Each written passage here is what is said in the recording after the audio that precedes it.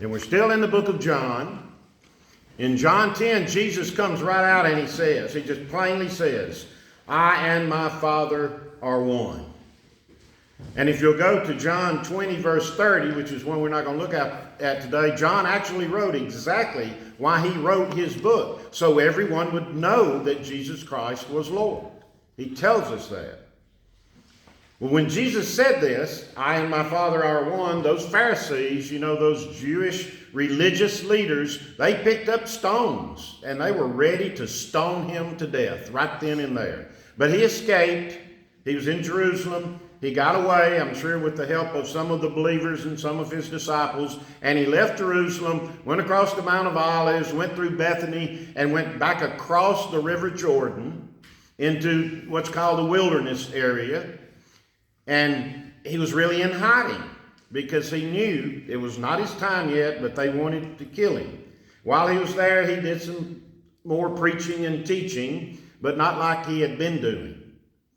And then one day, he and his disciples and a few people that were following him around were, we don't even know what time of the day it was. We don't know what they were doing, sitting around talking. I'm sure Jesus probably doing a parable or something. We don't know. But someone comes up and says, Jesus, your good friend Lazarus is on his deathbed. He's going to die. We need your help. This guy and Lazarus' family obviously had belief in Jesus. They had faith that Jesus could help Lazarus. But they sent somebody to tell Jesus, please come and help Lazarus. Lazarus lived in Bethany with his two sisters, Mary and Martha. This is not Mary, the mother of Jesus. This is not Mary Magdalene. It's a third Mary. But Mary, Martha, and Lazarus were very good friends of Jesus. When Jesus went to the Jerusalem area, he would stay at their house in Bethany, which is only about 2 miles east and sort of southeast of Jerusalem. It's a short walk, and that's where Jesus would stay. During the Holy Week, between the triumphant entry between Palm Sunday and Easter Sunday, every evening Jesus would go back to Lazarus' house and spend the night. And they were very good friends of his. The thing about it, though, is they sent someone to find Jesus. Lazarus is on his deathbed. This person leaves Bethany, goes across the Jordan, and then probably has to wander around at least 2 days to find Jesus. Maybe 4. So it's already 2 to 4 days after Lazarus got deathly sick before they even get to Jesus to tell Jesus, you need to come to Bethany. So Lazarus probably was already dead. And then Jesus says, well, we're not going to go right now. We're going to stick around here 2 more days. And the disciples were like, why? They need you right now. It's already been 2 to 4 days. Now you're going to wait 2 more days. It's going to be 4 to 6 days since Lazarus got sick. Why do you even want to go anyway at all? And doubting Thomas, you know how Thomas is. Thomas says, oh, no, let's all go back to Bethany and let's all get killed. Sort of sarcastically, because he knew that the Pharisees could leave Jerusalem, find Jesus in Bethany, and kill him. And they were sort of afraid to go, and they tried to talk Jesus out of going. But after 2 days, Jesus says, no, we're going to go. So it took the guy 2 to 4 days to find Jesus. Jesus waited 2 days. Then it took him 2 more days to get back to Bethany. So it's 6 to 8 days since Lazarus got sick, before Jesus even gets to Bethany to check on him. And that wasn't an act of indifference. Jesus himself says that it was an act to magnify the glory of God and to teach them about the resurrection of Lazarus as it relates to the resurrection of Jesus. To prove to them that Jesus was here not just to heal the sick, but to also raise the dead. So Jesus gets back to Bethany, and Martha comes out first, and she's crying, I'm sure. And I've been 6 to 8 days. She might have been a little angry, probably, because she tells him, she says, what are you doing here? Lazarus has been in the tomb 4 days already. There's nothing you can do. So she goes back and gets Mary. And now Mary and Martha are both out there talking to Jesus. And Jesus tells them, they tell him first that they believe. They believe in him. They know that if he had been there on time, he could have healed Lazarus. But Jesus then tells them, your brother will rise from the dead. And then Mary and Martha start crying. Now Chris is going to read John 11:35. Jesus wept. Jesus wept with Mary and Martha. John 11:35, the shortest verse in the Bible, tells us so much about Jesus. It's the only time we're told in the Bible that Jesus actually cried. In this case, he didn't just cry, he wept. Jesus wept is a lot of little kids' favorite Bible verse to memorize because it's the easiest one. Jesus wept. Oh yeah, we got two. Remember, God is love. And Jesus wept. Those are the first two Bible verses I probably ever remembered because they were so easy. But those two simple words tell us that the divine Spirit of Jesus grieved.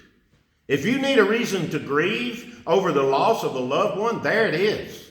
If somebody tells you, oh, you shouldn't be crying, everything. No, Jesus wept when his friend died. Why can't we? If you need a reason to grieve, there it is, right there in plain words in the book of John. John 11:35. What a great comfort to know that the God of the heavens, the Son of God, Jesus Christ, the Lord, weeps for us when there's something wrong with us, when we need him. That's a great comfort that you should take to know that Jesus weeps for you and with you. When you cry for the loss of a loved one, Jesus weeps with you. When you cry because a loved one is sick or you are sick, Jesus weeps with you. He cries with you. When your life is not what you think it should have been, or you didn't accomplish something you thought you should have accomplished, and you weep, Jesus weeps with you, just as he did with Mary and Martha. Our pain hurts him also, just as it did with Mary and Martha when his friend Lazarus died. The word wept, W-E-P-T, that John used doesn't mean just to cry. The Greek meaning of the word wept that was used means to quake.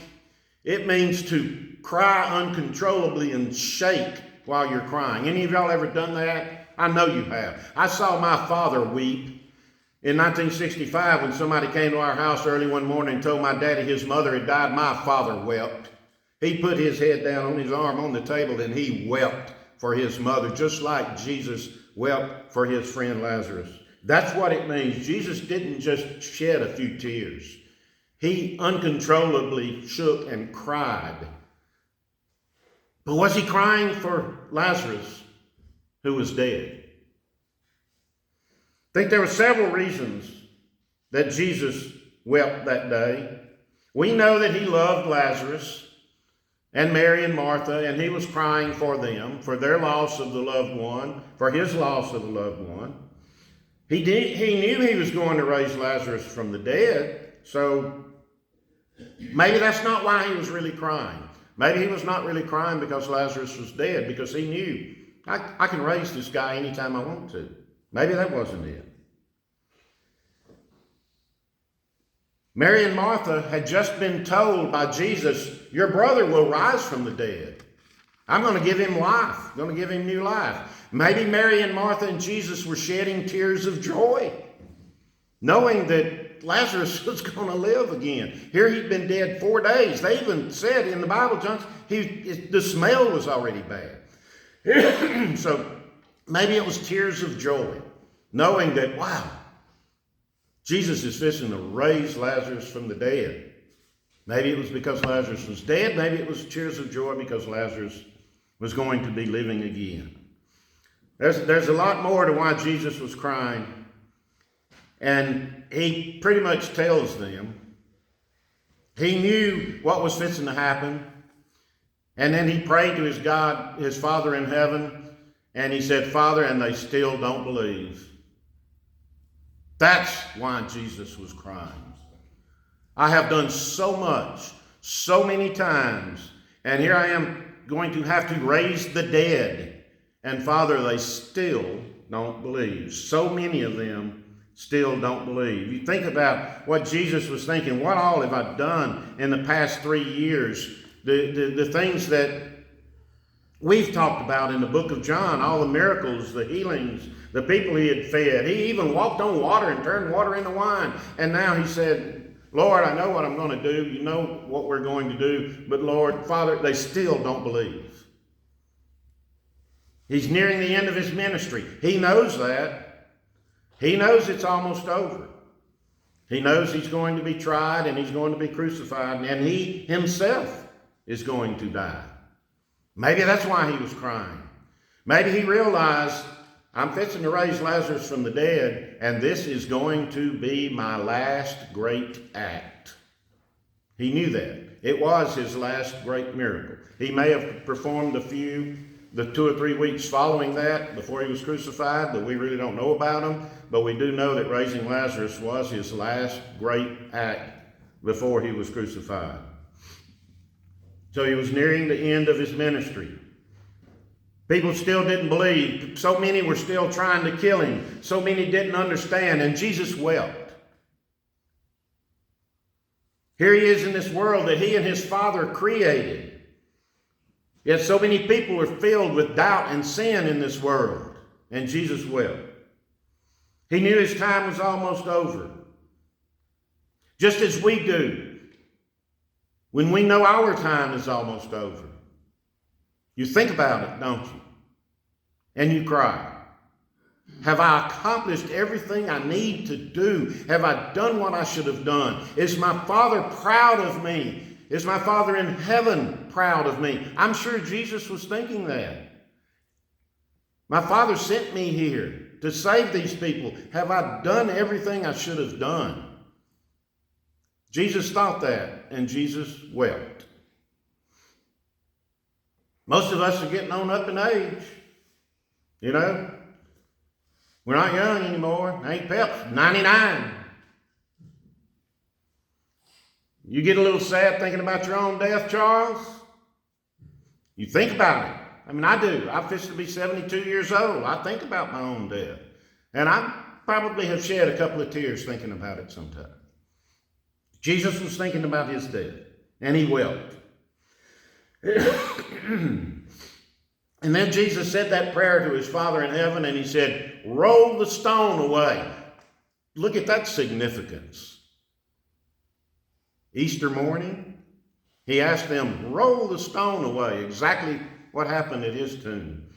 And they argued with him, and they said, no, we can't do that. He's dead. Why do you want us to roll the stone away? But they finally did. He encouraged them enough. They finally believed, and they rolled that big stone away. That was how they sealed the tombs. They would roll a stone in front of the opening. And they rolled the stone away. And then Jesus cries out in a loud voice, Lazarus, come forth. And I bet you there were people standing around saying, yeah, sure. That man's been dead 4 days. They were probably rolling their eyes. Thomas was probably one of the worst. You know, he didn't believe it. But, you know, some of the other people around there, yeah, no, this is not going to happen. Surely this is not going to happen. But imagine what those people thought and felt when Lazarus walked out of that tomb. And then Jesus said, unbind him. Because they wrap him, you know, sort of like in swaddling clothes. And Jesus told them to unbind Lazarus. And I like to think that those two words apply to us today. Come forth. As Jesus told Lazarus, come forth. Come out of that stinky tomb into a new life. Something better. You in that tomb are feeling sorry for yourself. Come forth. You that's caught up in that sinful life that you can't get out of, come forth. You who think that your whole worth is only determined by how much money you've got in the bank, come forth. You who have got your toes curled up, lying in bed, ready to die and don't want to do anything else and think you just need to die, come forth. There's a new life for you. Jesus is calling you forth to a new life. There's so much more that you can do. He has other things. We're all here today because there is still something that Jesus and God has for us to do. For each other, for this church, for this community, for whatever reason. There are things that they still have for us to do. So Jesus is saying to us, come forth and be what he wants you to be. Then the Pharisees hear about it. And we have the first mention of this guy called Caiaphas. Caiaphas was one of the Jewish religious leaders. And he had a whole lot to do when Jesus was crucified. He was one of the main ones. You think, well, no, it was Pontius Pilate, it was Herod. No, it was this Jewish guy named Caiaphas that was really the guy that ramrodded the whole crucifixion that we'll learn about in a couple of weeks. What he did to make sure that this Jewish man was crucified. It was a Jewish man that did it. We hear about him. And when they're having this meeting discussing, well, this guy, this Jesus guy just supposedly raised this man from the dead. What should we do? And all these Jewish leaders are saying, well, when the Romans find out about this, they're going to come destroy us. They're going to take our ruling away from us. We'll be nothing anymore. Excuse me. And Caiaphas says, it is better for one man to die than a whole nation. And they decide, well, then we'll just get rid of Jesus. The plot continues. Of course Jesus will. Of course he will. How much more did he have to do? Our study of John so far, turning the water into wine, healing a paralyzed man, feeding over 7,000, walking on water, healing the Roman soldier's son from 16 miles away, and now raising a man from the dead. What else did Jesus have to do? And still, there are many unbelievers. He can't win. Of course, Jesus wept. I wonder if he maybe even felt like somewhat of a failure. If maybe he felt that his Father in heaven was thinking, I sent you to save these people. I know that's not true, by the way. We know that Jesus was sent for one reason that we'll find out about next week. But all of this was part of him trying to save people. But wouldn't you cry? If you had a job to do, you showed up early every day, did everything to perfection, did more than you were supposed to do, made the company lots of money, kept everybody happy, and still they wanted to get rid of you. Wouldn't you cry? How do you think Jesus felt? How would you have felt? Jesus cried for a lot of reasons. That he knew that this was his last great miracle before his triumphant entry into Jerusalem just a week or two away. Now, Chris, I want you to read John 21:25, the very last verse in the book of John. And I suppose that if all the other things Jesus did were written down, the whole world could not contain the books. If John had tried to write down everything Jesus had done, the whole world could not contain the books. We've only touched on what Jesus has done, and still they didn't believe.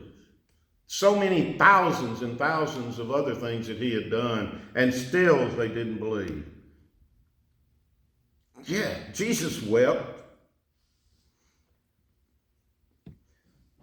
The raising of Lazarus, he knew, was his last great act. But it was not his last act. Next Sunday is Palm Sunday, and the week after that is Easter Sunday. As I told you, that week is, to me, the greatest Christian week that there is throughout the whole year. Jesus' greatest sign has not been done yet. We're going to find out next Sunday what it was. And it may not be what you think it is. Amen. Amen.